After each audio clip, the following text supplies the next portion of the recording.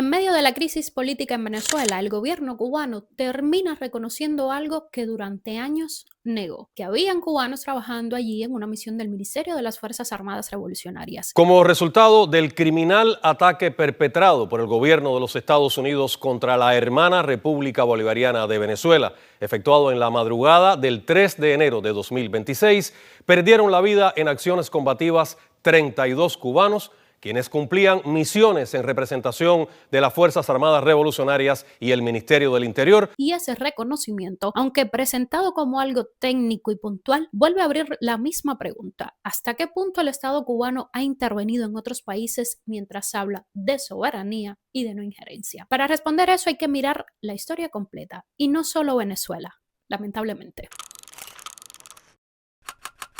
Desde los primeros años, tras 1959, la Revolución cubana no se planteó como una experiencia puramente interna. En 1961, Fidel Castro declara la naturaleza socialista del régimen. Campesinos, esta es la revolución socialista y democrática de los humildes, por los humildes y para los humildes.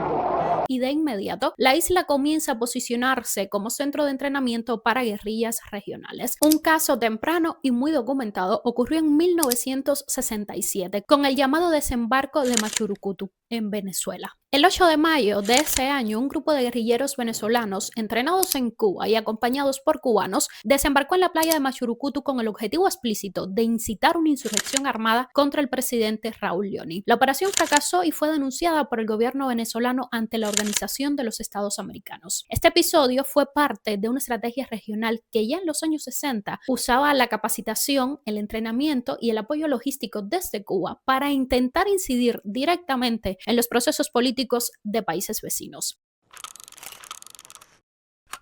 En los años 70, esa política exterior se fue consolidando. Cuba no solo entrenó grupos revolucionarios, estableció vínculos duraderos con movimientos armados en Centroamérica. Por ejemplo, en Nicaragua, desde finales de los 60, la inteligencia cubana comenzó a formar cuadros del Frente Sandinista de Liberación Nacional. Para 1970, cientos de líderes sandinistas habían sido entrenados en Cuba y la isla organizó incluso operaciones complejas como el intento de liberar al líder Carlos Fonseca en Costa Rica. Estas acciones no fueron accidentales, formaban parte de un esfuerzo sistemático por insertar a Cuba como actor central de los procesos políticos de la región, siempre bajo la bandera de la solidaridad ideológica, pero con efectos directos en la política interna de esos países.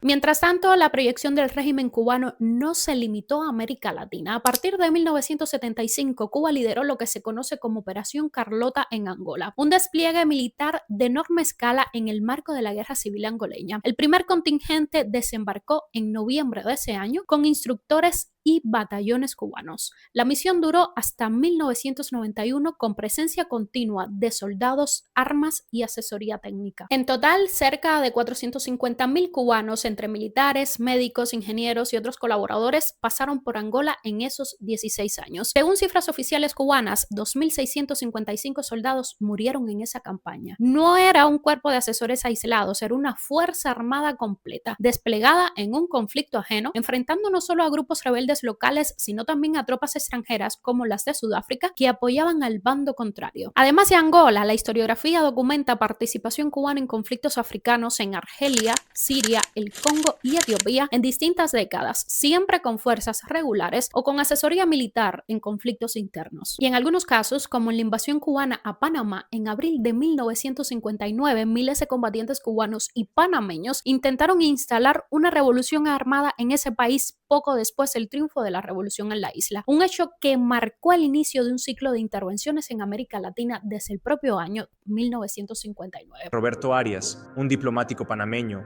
y sobrino del expresidente Arnulfo Arias, buscó el apoyo de Fidel Castro para derrocar al gobierno panameño. La trama se fraguó en enero de 1959 durante una reunión en La Habana, Cuba, entre Arias y Castro, donde este último prometió contribuir con armas y hombres. Estos episodios muestran que la proyección internacional cubana fue muy temprana, una política de toma de decisiones directas, no solo de apoyo logístico ni de solidaridad retórica. Llegamos a la etapa más duradera, Venezuela en el siglo XXI. Con Hugo Chávez en el poder desde 1999, Cuba no solo estrecha vínculos políticos con Caracas, sino que se inserta profundamente en estructuras estatales claves, especialmente en seguridad, inteligencia y fuerzas armadas. Durante décadas, numerosas fuentes internacionales y académicas han señalado que la presencia cubana en Venezuela incluye a miles de personas, desde médicos hasta técnicos en sistemas de seguridad y, según diversas fuentes oficiales, agentes de inteligencia y apoyo a cuerpos represivos. Este fenómeno se describe como una injerencia estructural más que una intervención militar explícita. Ese modelo, la colaboración intensiva en ámbitos estratégicos del Estado venezolano, se prolonga hasta hoy. Y la admisión reciente de militares cubanos allí confirma que la presencia no es ni simbólica ni circunstancial. Por Venezuela y por supuesto también por Cuba, estamos dispuestos a dar hasta nuestra propia sangre, hasta nuestra propia vida, pero a un precio muy caro.